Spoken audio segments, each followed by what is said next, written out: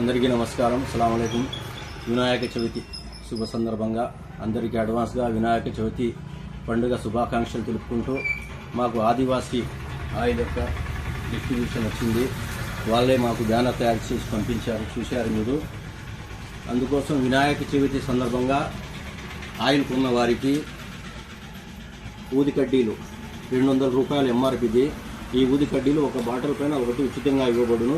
వినాయక చవితి వరకు మాత్రమే ఈ ఆఫర్ ఉంటుంది.